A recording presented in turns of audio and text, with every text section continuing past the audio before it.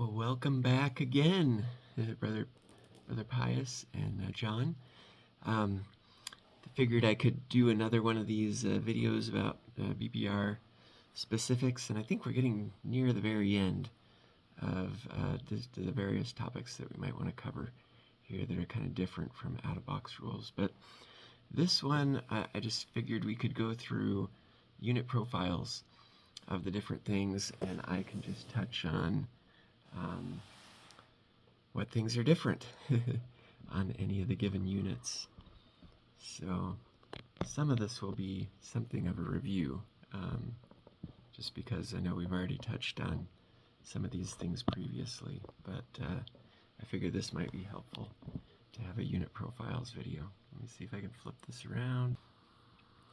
So for this one, I think we'll just go straight into the rule book. There aren't necessarily any particular cards that go through. Well, that's not totally true. There are some cards actually that kind of talk about units like anti-aircraft and stuff. So we'll just we'll pull those as we get into them.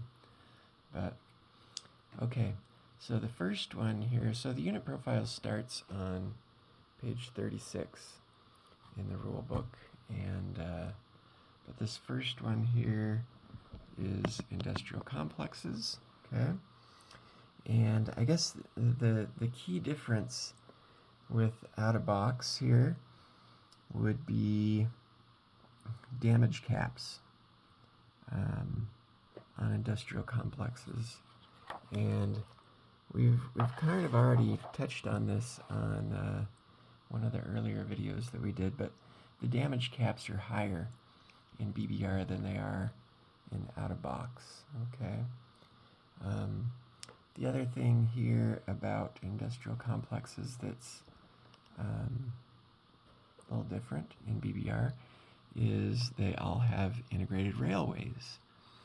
And we've already done a video on integrated railways and how that works. So go ahead and look at that again if you have questions about integrated railways. But I don't know that I have anything else to say about factories. So air bases here.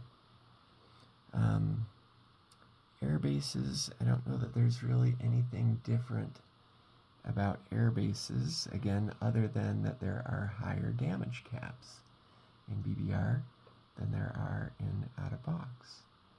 So I think that's basically the same. Naval base, same idea. I think the key difference is that the damage caps are, again, higher. One little difference here, and I pointed this out in a previous video, it applies to both air bases and naval bases. But damage on either an air or a naval base, it's got this little blurb here next to both of them. A naval base is considered to be inoperative if it has any damage points. Okay, that's different than out of box. I think in out of box the damage had to be 3 for it to become inoperative. In BBR, it's any damage at all is going to cause it to be inoperative. Now, of course, the owner of the base can fix that just by repairing it. Pay to repair it at the beginning of their turn. But nevertheless, there is a difference here relative to out of box, that any damage at all is going to cause it to be inoperative in BBR. Okay, so I think we can move on here. So infantry, I don't think there's any difference relative to infantry, other than, of course, you can carry infantry around as paratroopers potentially. But it's just talking about artillery support. That is the same as the out-of-box rule. There's no difference there. Artillery, again, it's talking about supporting infantry or mechanized infantry. There's no difference there. That's the same as the out-of-box rule. Mechanized Infantry, there is no difference there that I can think of with respect to the out-of-box rule. It's the same. Then it talks about tanks. No real difference here with tanks. Of course, some of these are subject to tech upgrades. You know, those are listed here, like you can have heavy tanks, or with artillery, you know, there's an available tech upgrade, self-propelled artillery. But all of those differences are in the tech video that I did, so I don't know that I necessarily need to cover them here. Let's go on to the anti-aircraft gun. So one little difference here, you may remember if you ever played, I suspect both of you guys played the classic Axis and Allies game, you know, back from 1984 or whatever, that anti-aircraft guns would fire on flyovers, and that is not a thing in Global 1940 out-of-box rules, but it is a thing in BBR. The AA guns do fire on flyovers, okay? And that's described right here. We're on page 40 now in the rulebook, but enemy flyovers. So I'll just read this since it's different than the out-of-box. Any air units that fly over enemy AA guns during the combat movement phase.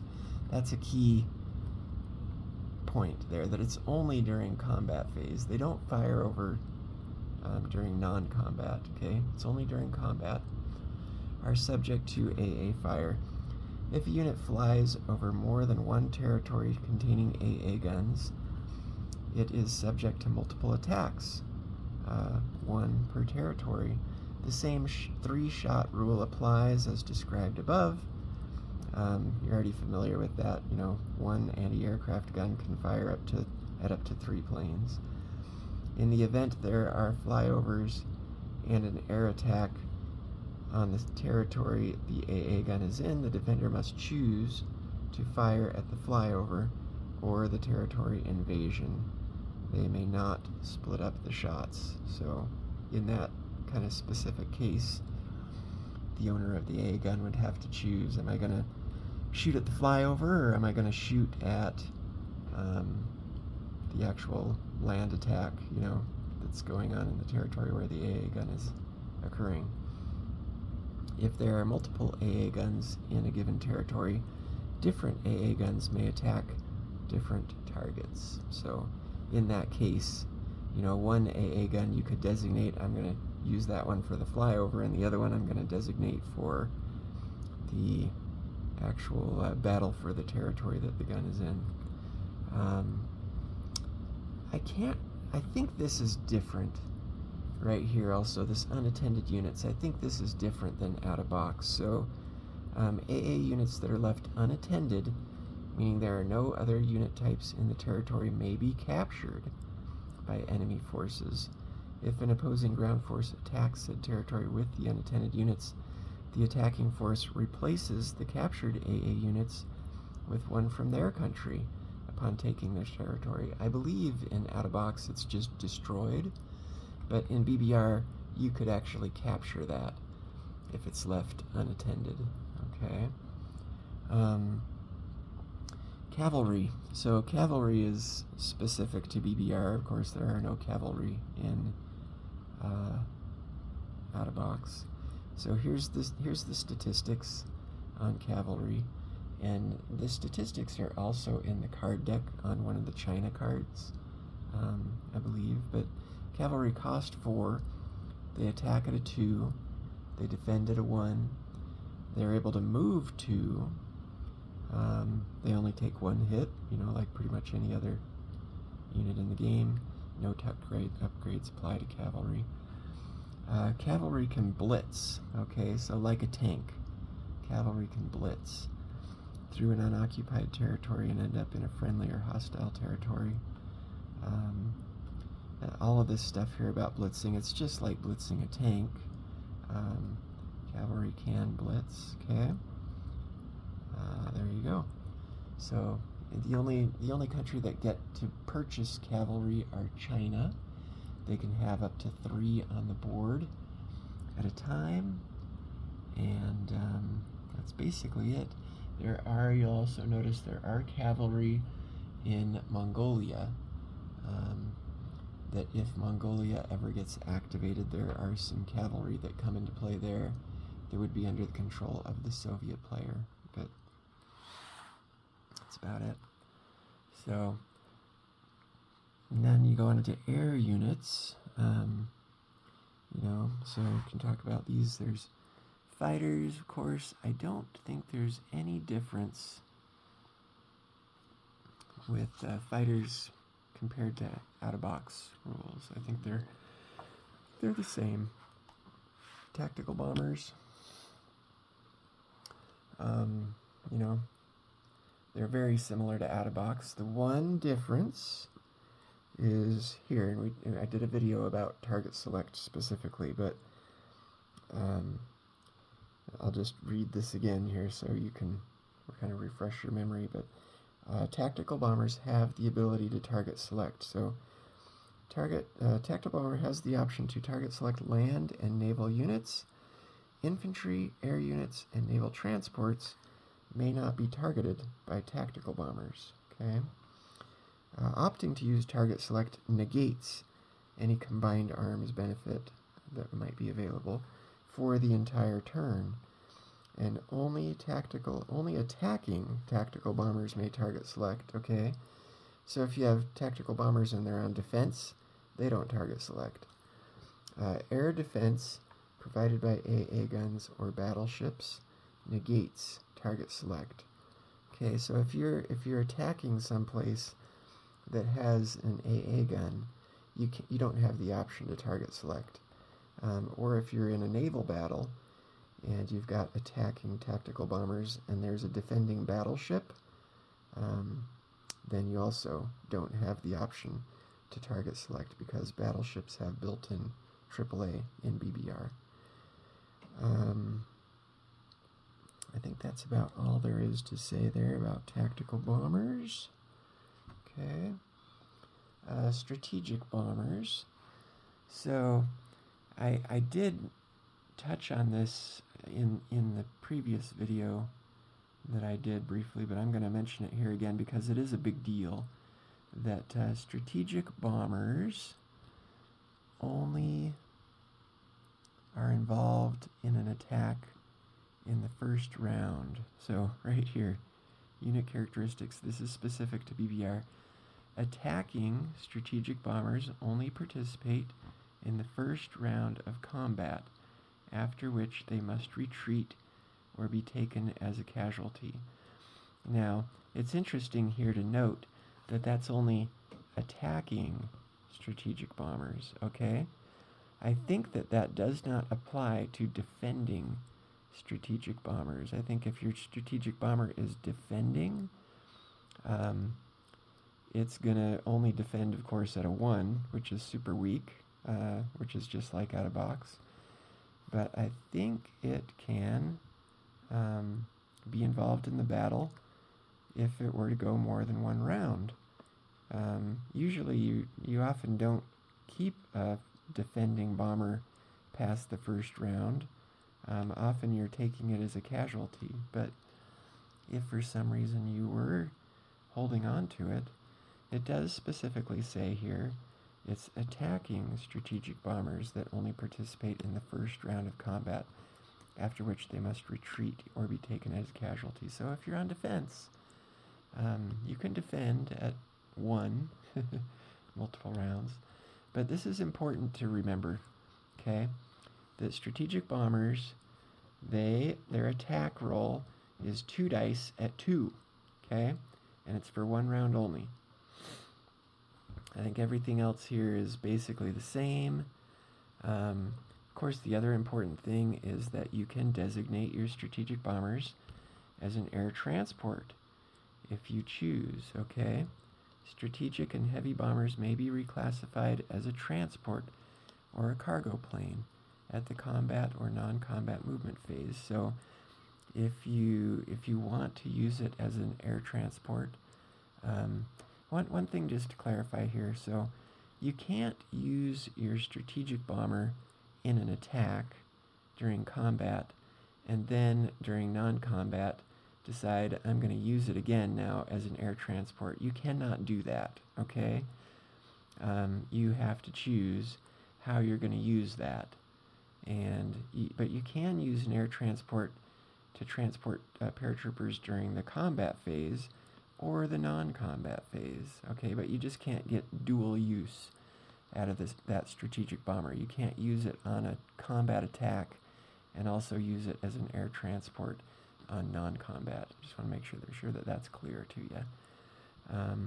Okay, so if you do designate it as an air transport, these units are then marked with a transport marker after they end their movement, and they will then remain at the new stats. Here's the stats until the repair units phase on the following turn. Strategic bombers may only be used as a transport, while heavy bombers may be used as a transport or a cargo plane. And I talked about this in the air transports video. Transport its units must start from the same territory as the transport or cargo plane. That's important. And it's something that's kind of easy to forget, and it's something that requires some planning ahead, okay, to make sure that you're going to have your paratroopers in the same territory starting with the air transport or strategic bomber so that they're in place to be able to use them. Let's see, combat drops may only drop into a territory where other ground units are attacking. Okay, so you can't just willy-nilly, take German air transports and drop paratroopers into Moscow if it happened to be unoccupied. You can't just do that, okay? You've got to have other ground units that are accompanying the paratroopers on a combat drop. May only drop into a territory where other ground units are attacking, okay? And those other ground units, they could be coming in amphibiously. That's okay. But you've got to have equal numbers, okay? May not drop more units than what is coming in from the ground. So if you have 2 coming in, from other routes other than air transport, you can bring in up to 2 paratroopers. If you had 6 that are coming in by other routes, then you could potentially combat drop 6 paratroopers into there. I think you get the idea. Once dropped, the transport is considered retreated from combat and may not be used as a casualty.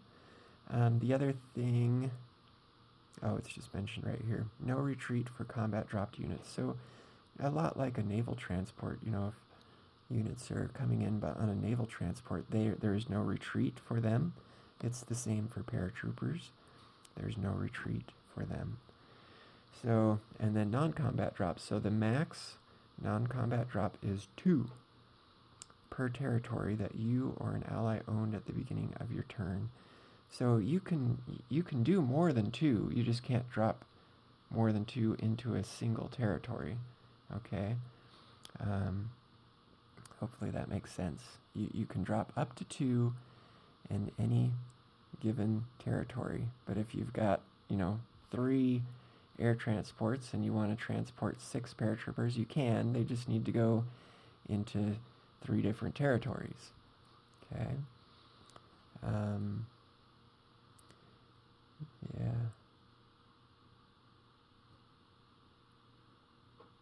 Let me just pause this real quick. There's something I'm thinking about. Okay, the little question I was thinking about in my mind was, I've got 2 paratroopers on my air transport. Could I potentially drop them into 2 different territories? It doesn't specifically address that in the rules here.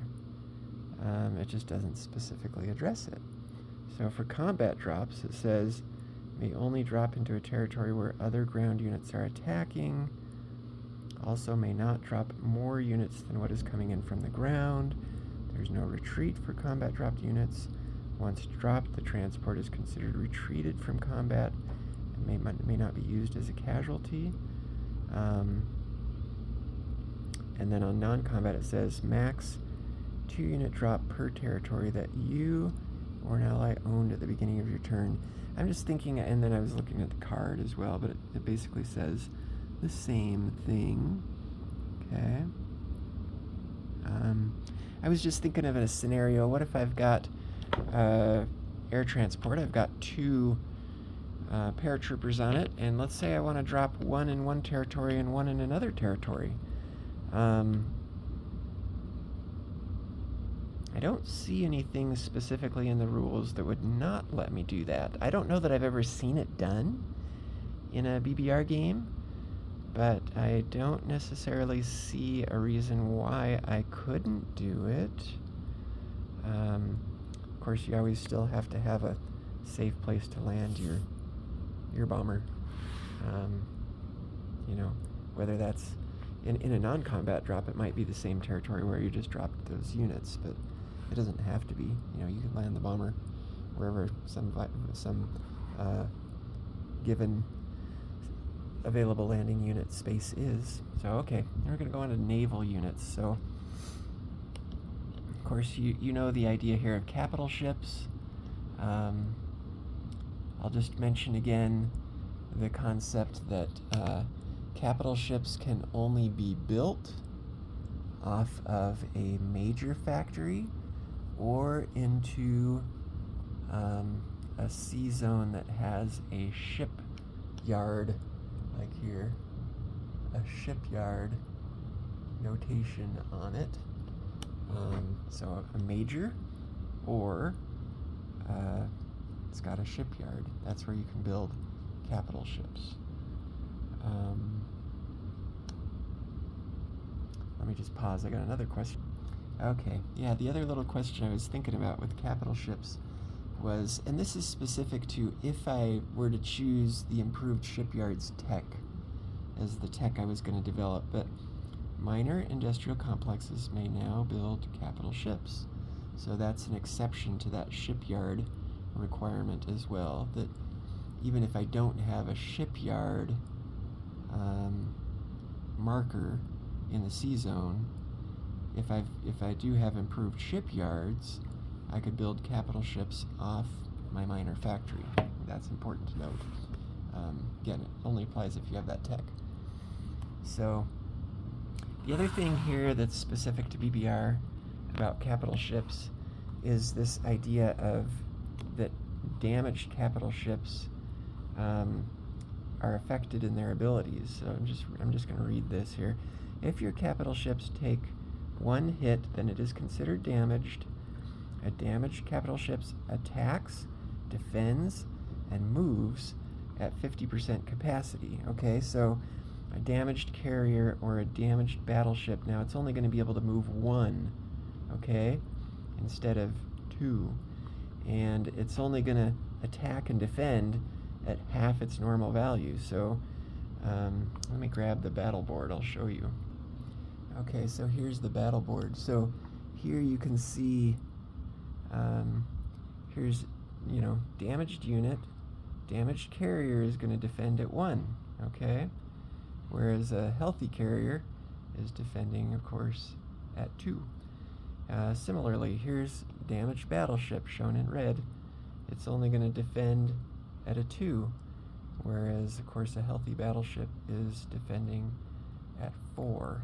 Same idea on attacks here. You know, an attacking carrier is always at 0, whether it's healthy or not. But a damaged attacking battleship, here it's at 2, okay? And those are the only red units here on the battle board. The red ones are, you know, for damaged. All the yellow ones are combined arms. You know, it's kind of nice to have those there on the battle board just to remind you of various combined arm things. Anyway, yeah, so back to the rule book here. Defending capital ships which take a single hit on any round of combat still defend with their full defense value. Let me think about what that means here. Let me just pause this. Okay, I know what that's referring to. That's just saying, this sentence here, defending capital ships which take a single hit on any round of combat still defend with their full defense value. That's just getting at that attackers and defenders roll their dice simultaneously. That's all that's really meaning. So, you get that one round where you still get to roll at full strength before you take the hit, if that makes sense. Because you technically attacking and defending, it's as if they roll simultaneously. Adjust damage units on the battle board to the damage locations at the beginning of each round of combat, not in the middle of a round. Okay, yeah. That's just getting at all the shooting happens simultaneously. The exception, of course, to that is like target select, type issues. Like if a tactical bomber hits your battleship, it's going to be damaged. And, well, that doesn't apply to a battleship because a battleship has AAA, so you can't do that. But a submarine could do that to a battleship. A tactical bomber could do that to an aircraft carrier. Ask me if you have questions about that. Here's the example. A damaged battleship would attack at a 2 or less down from a 4 or less. So here, on to battleships. Let's see. This is all very similar to out-of-box. The real difference here is that here under air defense, battleships have built-in AAA, which can fire at air units when being attacked. Just like land-based AAA units, battleship AAA also only fire once before the first round of combat. Each battleship unit in a sea zone may fire up to 3 shots, but each attacking air unit may be fired upon only once.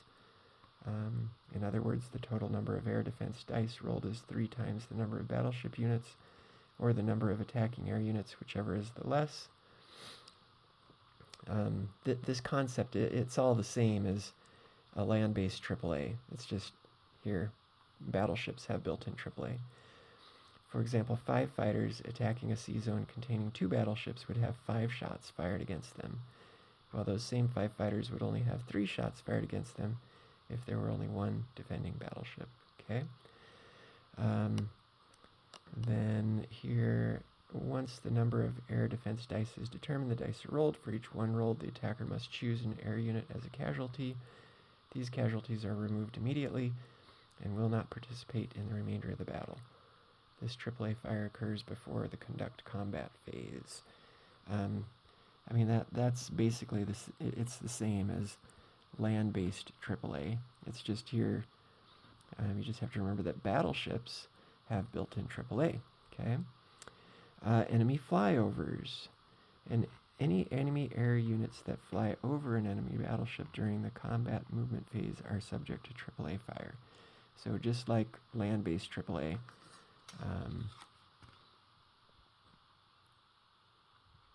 works in the same way. Note, a battleship must be fully operational to fire AAA. So a damaged battleship loses its AAA ability. Okay, that's something to be aware of. Okay, aircraft carriers next. So let's see. There's not really, I can't think of any real difference between out-of-box aircraft carrier and a BBR aircraft carrier. It just does mention here about target select. So aircraft carriers or capital ships require 2 hits to destroy. If an undamaged carrier is hit once, even by a submarine's target select, and it could also apply to a tactical bomber's target select. Place a damaged chip under the unit. Do not remove an attacking carrier from play or move a defending carrier behind the casualty strip unless it takes a second hit. If a carrier survives a combat having taken 1 hit, it can be repaired by visit to an operative friendly naval base, just like in out-of-box. That's, naval bases work the same way. I think everything else here is the same. It can carry either 2 fighters or 2 tactical bombers or a combination of the 2.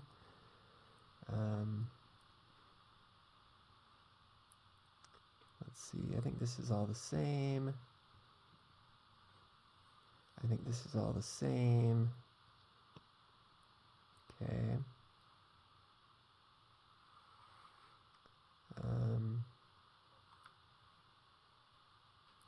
Let me just pause it here. Okay, on to cruisers here.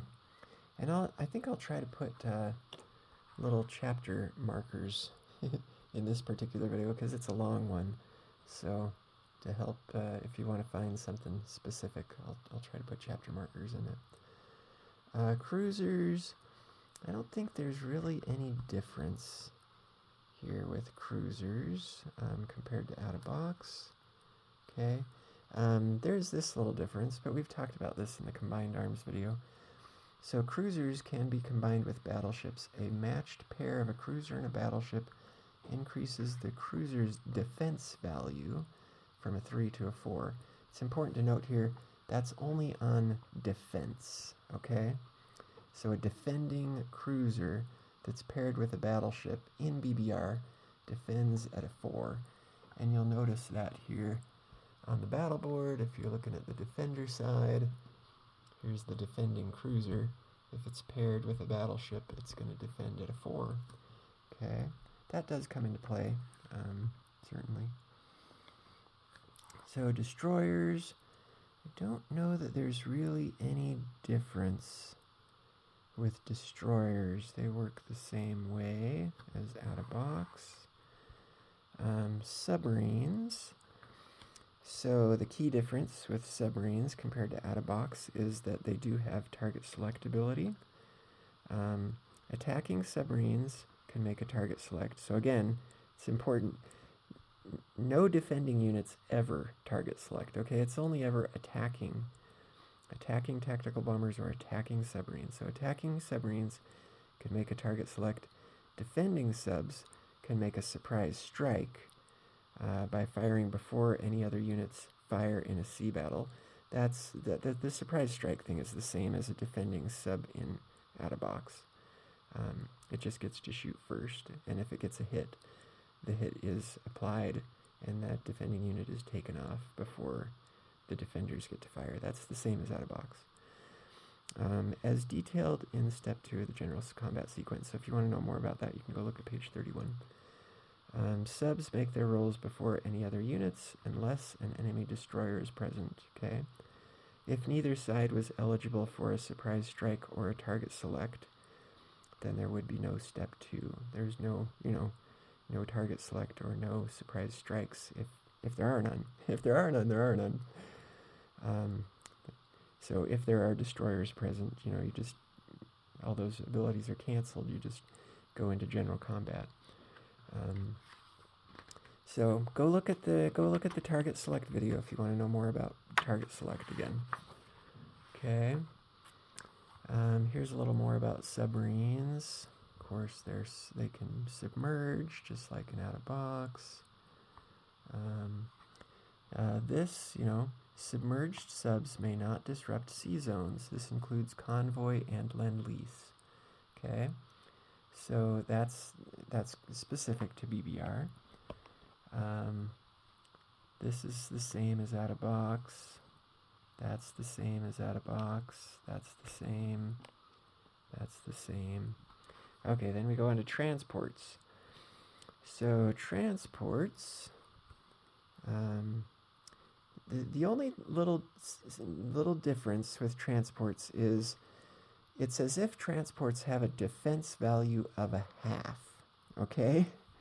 So the way it works out is if you have a pair of transports, you get to roll 1 die at 1 for them. And that shows up on the battle board here as the yellow combined arm transport.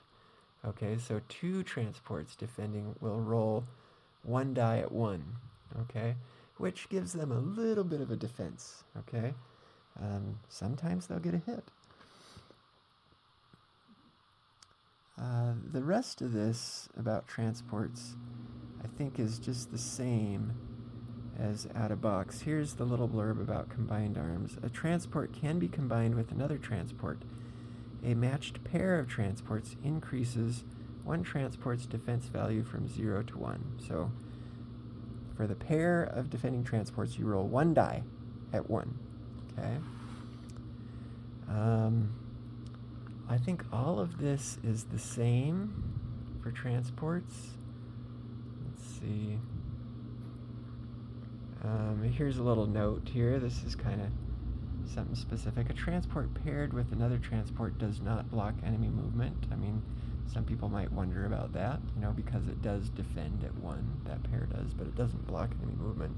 Just like in out-of-box, transports don't block enemy movement. The rest of this is, I think, all exactly the same as out-of-box. You're welcome to read through it if you like, if you have any questions. And it looks like we're to the end there. That's the end. Okay. So, I think we've covered everything here about this. There's at least one more video I'd like to do. I'm going to go through, what I'm going to do is I'm going to go through this list. This is on page 3. Here's a list of differences. I'll make sure that we have a video that covers each one of these. The one I know that I still want to do a video on that I haven't yet is about Italy, because Italy can switch to allies, which is kind of a fun aspect of BBR. Anyway, that's it on unit profiles, and ask me if you have any questions.